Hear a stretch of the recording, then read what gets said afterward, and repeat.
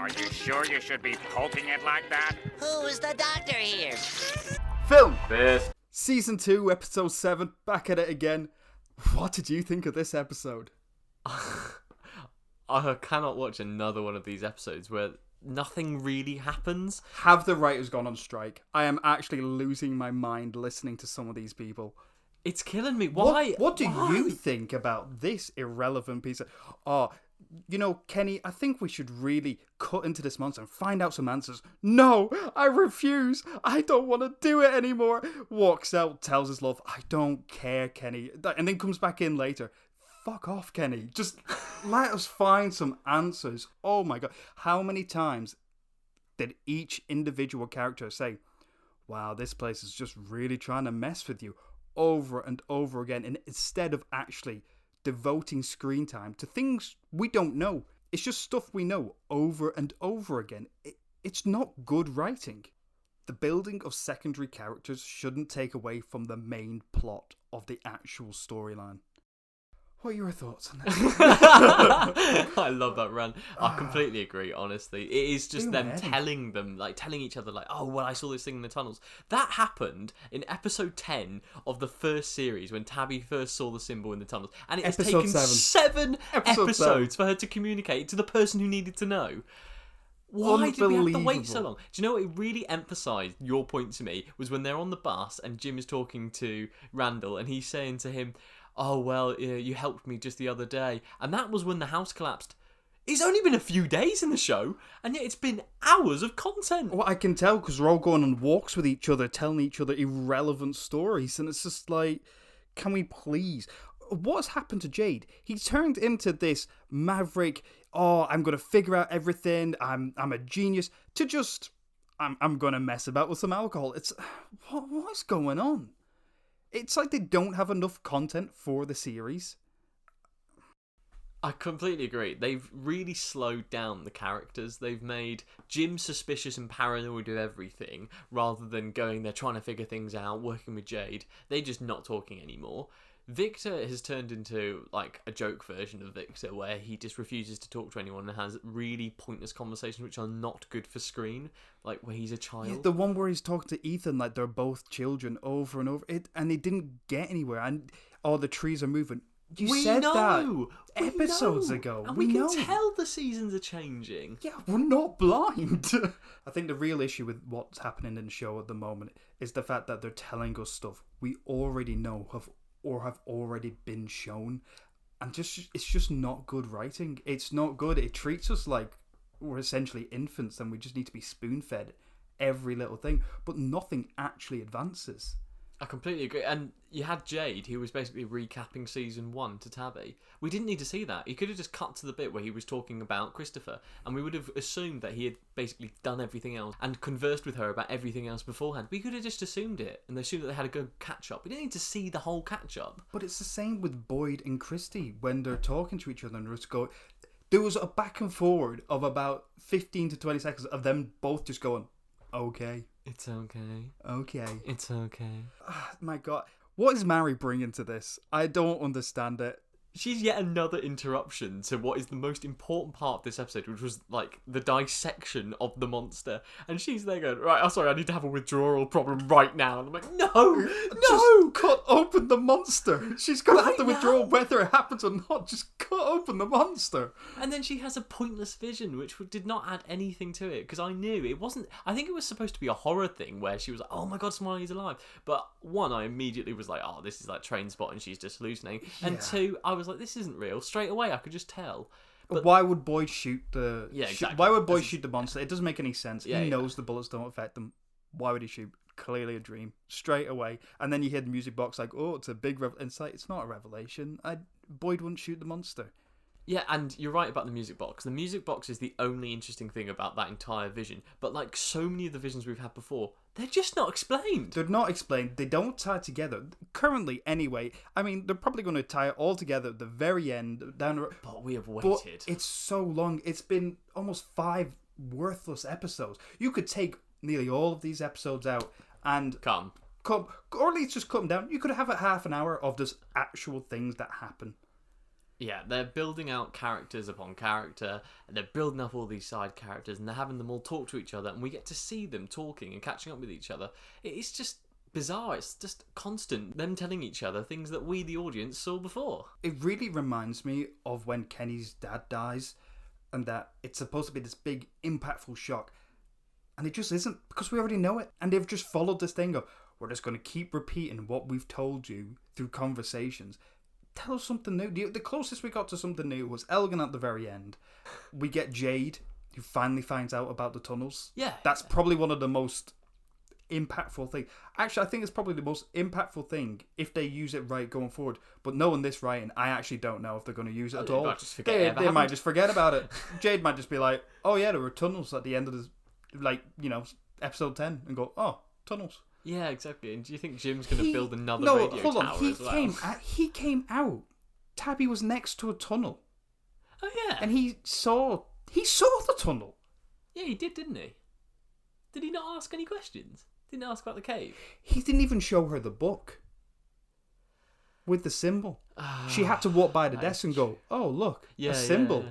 I've seen this symbol.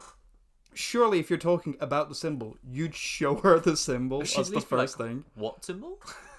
I don't know what's going on. I mean, There's so many questions. What happened to Sarah? Where was Sarah this episode? Is she still just in the basement of the I guess church? such little time is actually progressing. That's the thing, exactly. But the real issue is just nothing's happening. Little Every things, but very, very small not things. enough. But you could really condense these, not the episode previous to this, but you could have condensed 3, 4, 5, and 7 into one. Yeah. Really into one, and you wouldn't have lost anything. I would have been happy if they honestly just made this series like 6 or 7 episodes, but of really hard hitting stuff. But they just haven't. They've really dragged it out, and I don't know. I feel like people are kind of dropping off of it because it's just where is this going? You've got to explain something at some point. I'm losing patience myself. Yeah. I really am. I It's genuinely am. it is I one love of this those. show. I loved it. Season 1, unreal.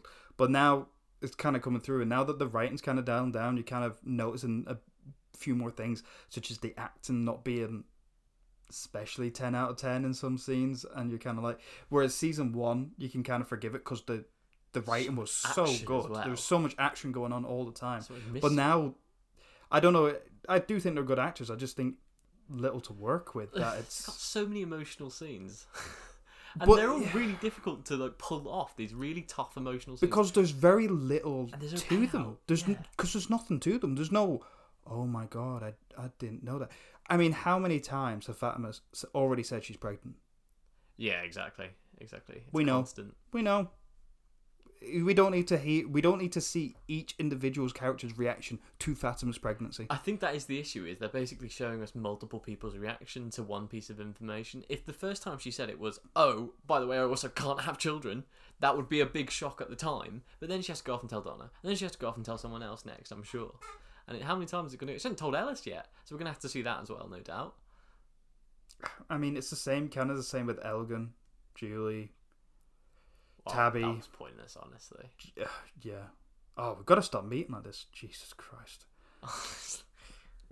Just hurts. It just hurts the writing at the moment, and I don't know what they're doing. I generally don't know if they were on strike or something like that, because this is just ridiculous. I also wonder if they've tried to make the ensemble bigger, you know, by introducing some more characters. Stuff. Yeah, and it makes it don't makes know it if that's feel helped. like when one of them dies, oh, I feel like a big hole, and it really hasn't helped.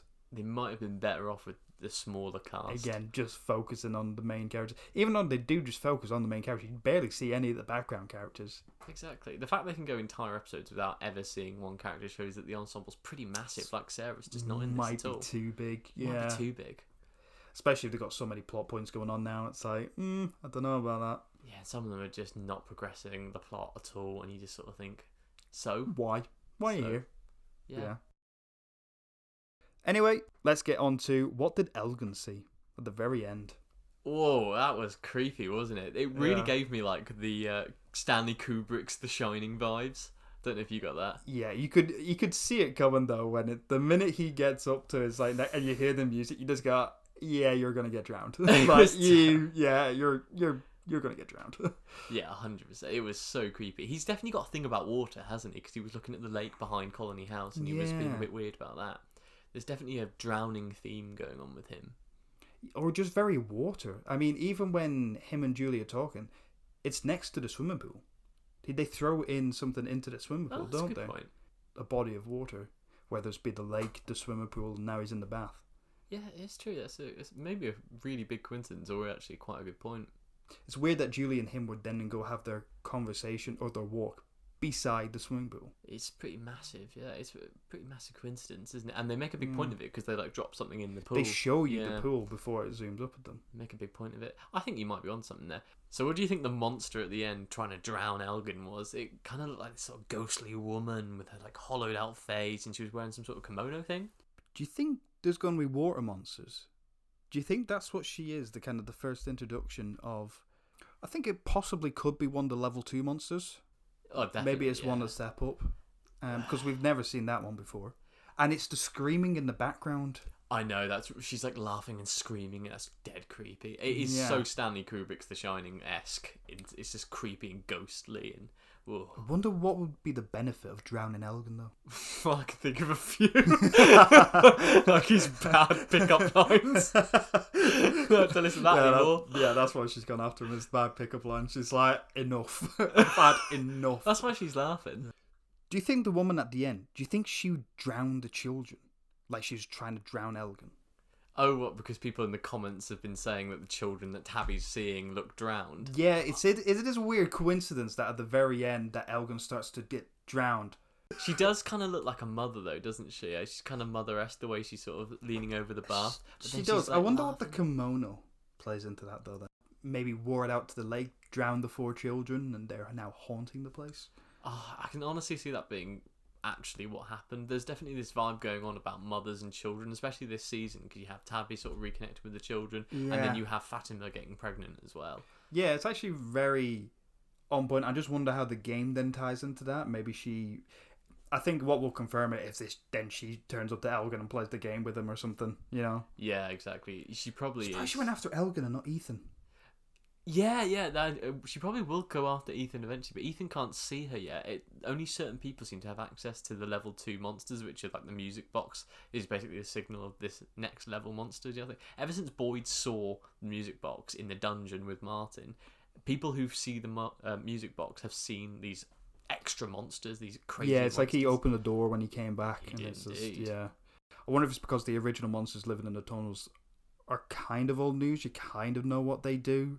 Whereas these new monsters, they can come out in the daytime because they can haunt your dreams, essentially. Oh, that's a good shout. Yeah, they're like a Freddy Krueger vibe. Yeah, because we don't actually see them. They're not real. And other people can't see them as well. Do you remember Tabby said Jade couldn't she's see like, them? oh, get off, and none there. So I wonder if it's more of a case of... They're like dream monsters. Yeah, these things can haunt you in the daytime, whereas the other things haunt you during the night. Yeah. Because no matter what they do, they seemingly can't kill you. Well, it seems like the level 2 monsters in the dreams, they can actually touch you, though, because they push Elgin down and they touch Tabby and touch her hair, and then Boyd as well gets strangled by the ballerina. Boyd gets pushed down by the ballerina. But they can't seemingly actually really hurt them or kill them.